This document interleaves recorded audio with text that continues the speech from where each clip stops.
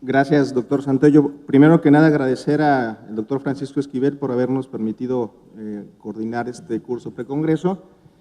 Y al doctor Bernal, cuando estábamos diseñando este programa, él dijo, quiero que den una plática y no sé quién la va a dar. Y entonces me volteé a ver y me dijo, pero la das tú. Bueno, pues es un tema bastante difícil de abordar. Lo que menciona el doctor Santoyo es real. Los mitos y las realidades acerca de los alimentos y las enfermedades digestivas no es algo fácil de contestar, sobre todo porque si nos vamos a lo que es la medicina basada en la evidencia, los estudios son muy escasos.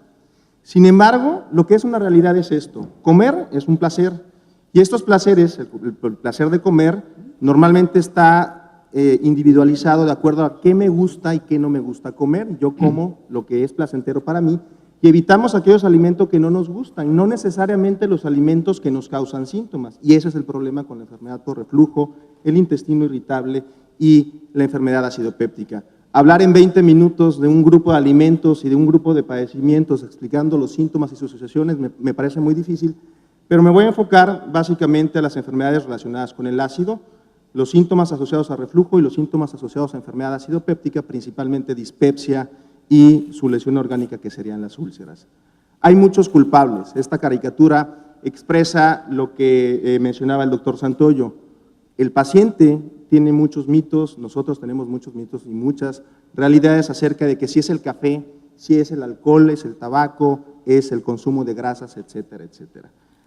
Probablemente de los 4 grupos de alimentos que les voy a demostrar si vale la pena o no hacer una recomendación, los siguientes, si me los permití escoger, basados en lo que hay de evidencia. El chile en el consumo de lo que son los medicamentos, los alimentos que puedan tener capsaicina o capsantina, el café, las bebidas carbonatadas, que creo que este es un problema que va muy de la mano con la obesidad, y ustedes habrán oído recientemente toda esta discusión acerca de si esto es algo que se tiene que normar y evitar el exceso de bebidas carbonatadas, y los cítricos.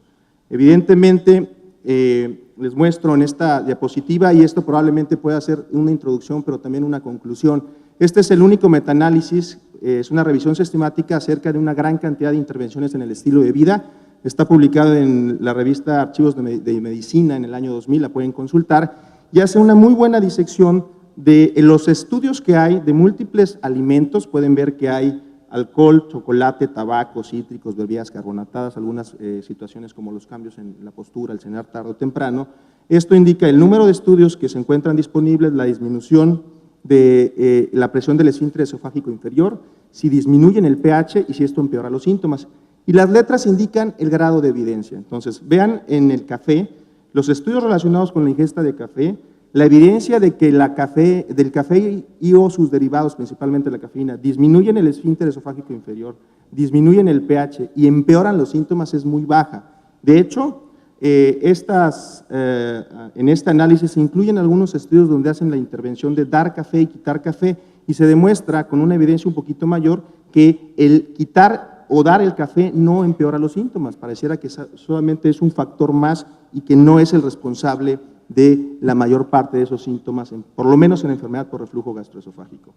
Creo que les muestro, no se alcanza a ver, pero esta es una revisión más reciente del año 2011, donde se comparan nuevamente varias intervenciones, el peso, los estilos de vida y los hábitos dietéticos en enfermedad por reflujo, y las 3 flechas mencionan que los primeros estudios mostraban que el café empeora los síntomas, pero los últimos 2 estudios demuestran que no hay asociación, y hay un estudio más reciente que incluso dice que puede tener un efecto protector como un analgésico visceral, y esto va a depender mucho también de las dosis que un sujeto consuma. Evidentemente, fisiológicamente, y les voy a mostrar algunos estudios, sí se puede demostrar que la cafeína, que no es el único componente, sí el más importante del café, cuando uno remueve cafeína y hace estudios de fisiología, como en esta gráfica se ilustra, el porcentaje de pH menor de 4, 3 horas después tomar café regular y café descafeinado, es evidente que la cafeína disminuye los episodios, la cafeína disminuye el pH gástrico, pero no necesariamente causa síntomas. Les voy a mostrar un estudio que hicimos hace un par de años aquí en Veracruz. Yo me declaro públicamente adicto, pero protector del café y de los efectos benéficos que pueda tener el café. No tengo ningún cafetal ni ninguna relación comercial, pero les voy a demostrar porque este es el alimento que tiene más evidencia donde no es causante de reflujo ni de enfermedad ulcerosa péptica. En este estudio comparamos a 3 grupos de pacientes, pacientes con enfermedad erosiva, pacientes con enfermedad no erosiva y pacientes con pirosis funcional, y los aleatorizamos a recibir un protocolo donde en la primera parte del día se les daba café descafeinado o café cafeinado, café de la parroquia, porque fueron los que nos apoyaron para hacer el estudio. Les dábamos la ingesta normal de una taza de café, les colocamos un pHímetro y al día posterior lo aleatorizábamos al siguiente grupo, los pacientes estaban cegados y los que hacían la interpretación también, y demostramos que efectivamente el café descafeinado disminuye los episodios de reflujo ácido en los controles, en la pirosis, en los no erosivos, en los erosivos, o sea, induce probablemente o produce un descenso en el pH. Pero, curiosamente, cuando comparamos qué pasan con los síntomas, vean lo que dice pirosis y SARS, es el número de síntomas que sufrieron los controles, los pacientes con pirosis, con enfermedad por reflujo inerte, era muy similar. Y curiosamente, cuando evaluamos qué pasaba con los pacientes que tomaron café descafeinados, los pacientes que recibían café descafeinados que tenían pirosis funcional tuvieron más síntomas. Y esto es algo muy similar a lo que les voy a demostrar con lo que pasa con el chile. Pareciera que probablemente induce al principio un poco de síntomas, pero la cafeína puede tener un efecto analgésico visceral. Y esto está perfectamente demostrado con la capsaicina, como les voy a demostrar en los estudios siguientes. Así pues, por lo menos el papel de la cafeína en reflujo no es real y es probablemente muy individualizado. El pH es uno de los factores que más se atribuyen a que los síntomas se puedan desencadenar. El pH del café regular es de 5.8 y es importante mencionarlo porque eso es lo que el paciente cree. El paciente cree que cuando se toma la taza de café prácticamente está tomando ácido fosfórico. Eso es lo que trae un refresco de cola, pero no el café. Los siguientes 2 estudios son 2 cortes bien grandes. Este es un estudio danés que evalúa factores de riesgo para enfermedad acidopéptica, específicamente úlcera péptica. Y es un muy buen estudio porque demuestra que de todos los factores de riesgo, les marco en rojo, vean lo que pasa con los pacientes que tienen Helicobacter positivo. Los pacientes que tienen infección con Helicobacter, la ración de momios es alta y los intervalos de confianza están por arriba de la unidad. Y a esos mismos pacientes les evalúan qué tanto el consumo de café y de té, y vean número de tazas de café y número de tazas de té, prácticamente no hay un factor de riesgo demostrado para enfermedad acidopéptica. Incluso vean en la parte de abajo, donde son más de 9 tazas de café, 4.3% con una razón de momios de 1.5 no llega a sobrepasar la unidad. Entonces, en este estudio se demuestra que el consumir grandes cantidades de café no produce más úlcera péptica. Y hay un segundo estudio japonés que también me parece bien interesante porque evalúa no nada más enfermedad acidopéptica, sino también reflujo y las variantes del reflujo, 8.013 sujetos sanos comparados con algunos pacientes con enfermedad. Y les muestro abajo la razón de momios para si el café produce más úlcera gástrica. Ustedes pueden ver en la parte inferior que no es un factor de riesgo ni un factor protector. Cuando evalúan úlcera duodenal tampoco hay ninguna diferencia, son 8.013 sujetos. En Japón se consume una también gran cantidad de café. Y en esta siguiente diapositiva les muestro un análisis que ellos hacen evaluando cuando llegaban a hacer endoscopías a algunos de estos pacientes. Vean los pacientes que no les encuentran nada, el número de tazas de café que toman, 1 a 3 o más de 3 es muy similar. Los pacientes que tienen úlcera gástrica y úlcera duodenal, pareciera que tomar más de 3 tazas de café incrementa la probabilidad de una úlcera gástrica y una úlcera duodenal, pero en enfermedad por reflujo erosiva y no erosiva no importa el número de tazas de café. Muy interesante porque cuando tratan de ver por qué los pacientes que tienen úlcera gástrica se asocia a tener más de 3 tazas de café en el día, encuentran que estos son los mismos pacientes que tienen consumo de alcohol y de tabaco. Y esto es realmente la cafeína un cofactor y no el factor más importante. ¿Qué hay respecto del chile? Creo que es también muy importante por el tipo de población que somos y de las cosas que uno puede aprender cuando les encargan pláticas donde no sabe uno por dónde empezar es, bueno, ¿qué tanto comemos chile? Este es el consumo de chile per cápita, esto es sacado de la Secretaría de Economía y Agricultura hace un par de años. Se demuestra que México es el país que más consumimos chile, este es el número de gramos por persona al día que se come en México, más o menos 20 gramos al día comemos un mexicano normal. En Asia es un consumo de 8 gramos al día y esto es muy significativo comparado con otros países. Obviamente, cuando uno ve esta gráfica y lo traspola a enfermedad por reflujo, intestino irritable, dispepsia, la prevalencia de estas 3 enfermedades en los estudios que se han hecho en México es muy similar a lo de las otras poblaciones, la prevalencia de intestino irritable y de reflujo. Entonces, no parece ser que el chile nos esté produciendo ni más enfermedad por reflujo, dispepsia o intestino irritable. Cuando se calcula cuántos kilos por año, pues comemos bastantito chile, 8 kilos por año le metemos todos los mexicanos al día. Y esa es la misma revisión sistemática. Aquí se evalúa no chile como tal, sino comidas picantes, son bien poquitos estudios y la evidencia es muy escasa. Sin embargo, aquí sí hay experiencia nacional y me voy a hacer referencia a un par de estudios publicados ya ellos, realizados en el Laboratorio de Fisiología del Instituto Nacional de Nutrición, específicamente en reflujo, y este es el estudio que presentaron hace un par de años los residentes y el grupo del doctor Valdovinos, donde se comparaba si la capsaicina inducía síntomas esofágicos en los diferentes fenotipos de reflujo. Un estudio, aunque con una muestra muy pequeña, con una metodología bastante buena, era pacientes que les hacían perfusión con capsaicina y posteriormente hacían un lavado y luego los aleatorizaban para ver si la capsaicina que ellos administraban producía síntomas, y demuestran evidentemente que cuando se hace la prueba con capsaicina en los pacientes con reflujo, se inducen síntomas en más de un 90% de las veces. La mayor parte de estos síntomas era el dolor retroesternal y la pirosis, pero también dolor epigástrico, pero curiosamente, después de cierto tiempo, me parece 1 o 2 semanas, que hacían el cruce y repetían o veían qué había pasado con estos pacientes, llegan a esta conclusión que me parece muy buena.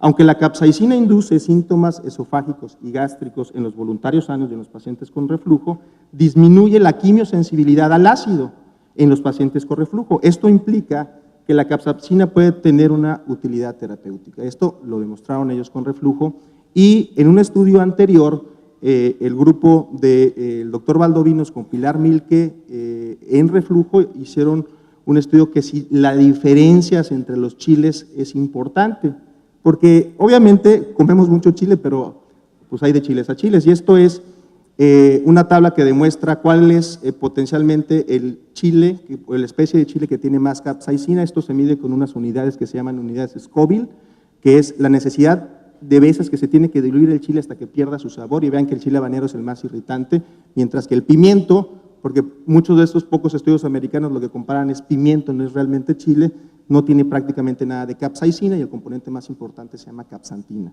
En este estudio que les comentaba de Pilar Milke, que está publicado en el año 2006, a 12 voluntarios sanos se les hizo una evaluación mediante pHimetría. Les muestro en el lado derecho de la diapositiva el pH o el puntaje de Johnson y de Mr. Basal, y los autorizaron a recibir chile ancho o chile cascabel. El chile ancho tiene menor concentración de capsaicina que el chile cascabel, y se demuestra cómo esta especie de chile, lo que está marcado en verde, es potencialmente más refluxogénico. En dispepsia funcional, no hay mucha evidencia en úlcera péptica, pero en dispepsia funcional se reporta algo muy similar. En este estudio, es un estudio realizado en Italia, donde a sujetos con dispepsia funcional se les autorizó a recibir 2.5 miligramos de una especie de chile o placebo por 2 semanas, miden la intensidad de síntomas basal, y después de estas 2 semanas la intensidad de los síntomas es comparada y ven cómo los sujetos que recibieron el chile tuvieron una menor disminución de los síntomas, muy parecido a lo de la cafeína y al estudio del grupo del doctor Valdovinos, donde puede inducir síntomas, pero puede modular sensibilidad visceral. Y esto también se ha demostrado en intestino irritable, no lo presento, pero Max y el doctor Valdovinos hicieron un estudio con varostato en sujetos con intestino irritable, dando capsaicina, y después de esto repitiendo el estudio, demostraban que inducía hipersensibilidad visceral, pero el papel de qué puede pasar después de cierto tiempo pareciera que es muy similar. Puede ser un agente que desensibiliza el tracto digestivo, y ustedes estarán en conocimiento que ese es uno de los blancos terapéuticos que se ha explorado mucho con los receptores hacia capsaicina y vaniloide. Así que el recomendar si come chile o no es igual que el café, es no operador, pero es paciente dependiente y es muy individual. Me voy a referir en estos últimos minutos a algo que me parece que sí es muy importante, que son las bebidas carbonatadas. Esto realmente me parece lo más nocivo que hay para enfermedad por reflujo y para enfermedad acidopéptica, demostrado por la potencial nocividad que pueden tener muchos de estos productos. Muy parecido a lo que pueda pasar con nuestra política en estos años, ¿no? ¿Por qué? Esta es una muy buena revisión que evalúa el efecto de las bebidas carbonatadas en todo el tracto digestivo. Y les marco en rojo lo que sí es muy consistente y se ha demostrado. Los italianos, el grupo de Bortolotti, tiene una línea muy buena de investigación en gas y síntomas asociados a bebidas carbonatadas. Y ellos han demostrado que sí es el gas per se, no hablando del compuesto, disminuye la presión del esfínter esofágico inferior, que 300 mililitros no afecta en el estómago, pero más de 300 mililitros incrementa la saciedad. Parece que hay un umbral de saciedad con las bebidas carbonatadas. Las bebidas normales, lo que estábamos acostumbrados a tomar de un refresco era una lata. Me digo, estábamos acostumbrados porque ahora son bebidas de 600 o 750 mililitros. Y también se demuestra que este es un inductor de secreción ácida y pueden ser agentes mucolíticos. Esta misma revisión demuestra que las bebidas carbonatadas, y vean el grado de evidencia, B, en la disminución del esfínter esofágico inferior, no en la disminución del pH, y en el empeoramiento de los síntomas es una evidencia tipo C. Y pareciera que va muy de la mano con uno de los factores fisiológicos más importantes en la enfermedad por reflujo, que son las relajaciones transitorias del esfínter, que se desencadenan por la distensión del fondo gástrico y básicamente mediadas por ese exceso de gas que consumimos.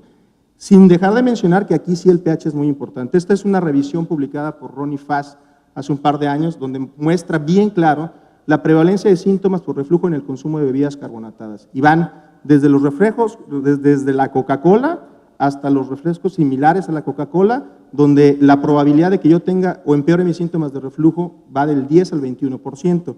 Y vean el pH de todas estas bebidas, de 2.4 hasta 4, ¿no? Y está bien claro, si uno lo compara con el café, que esto puede ser algo que realmente estamos dejando pasar. Creo que la importancia, y esto es de lo que hemos estado tratando de hacer en nuestro laboratorio, se presentó también hace un par de años, ver qué pasa con estos pacientes con reflujo cuando los sometíamos a un protocolo de dar diferentes bebidas y si realmente había alguna diferencia o no. Utilizamos a 60 pacientes, diversas variantes de la enfermedad por reflujos, y algo muy similar al estudio del café, hicimos una pHmetría basal y fueron aleatorizados a recibir refresco de cola, refresco solamente con gas y una bebida con alta cantidad de cafeína pero sin gas, para ver qué pasaba en los episodios de reflujo ácido y no ácido. Y demostramos que en las variantes de reflujo realmente, tanto en los episodios de reflujo ácido como ácido, no había mucha diferencia.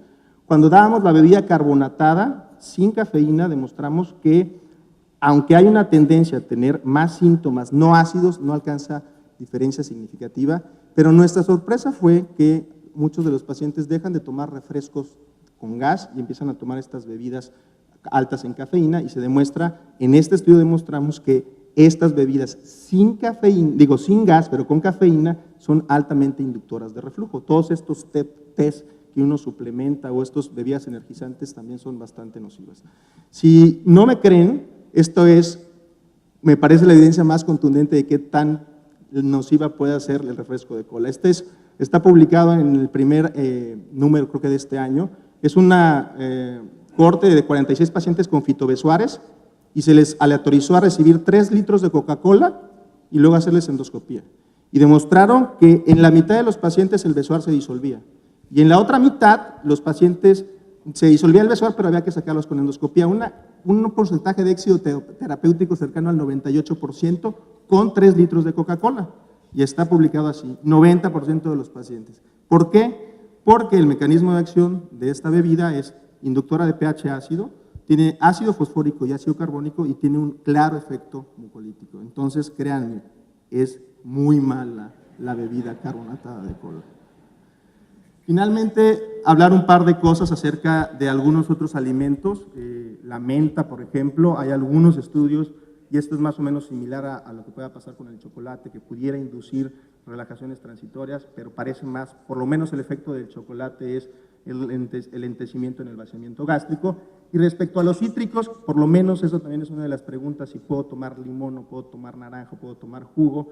Realmente el efecto sobre disminución del esfínter esofágico inferior no hay efecto, y la evidencia es grado B, o sea, es buena evidencia ese par de estudios que hay. La disminución del pH esofágico es cuando uno ingiere la bebida, pero cuando uno ingiere una bebida cítrica, un jugo de naranja, cuando está desayunando, ¿no? O sea, uno se puede tomar 4 Coca-Colas ¿no? Y eso no es dañino, pero un juguito de naranja en la mañana, eso es mortal, pero ese jugo de naranja va con el alimento y eso realmente el efecto nocivo es muy corto.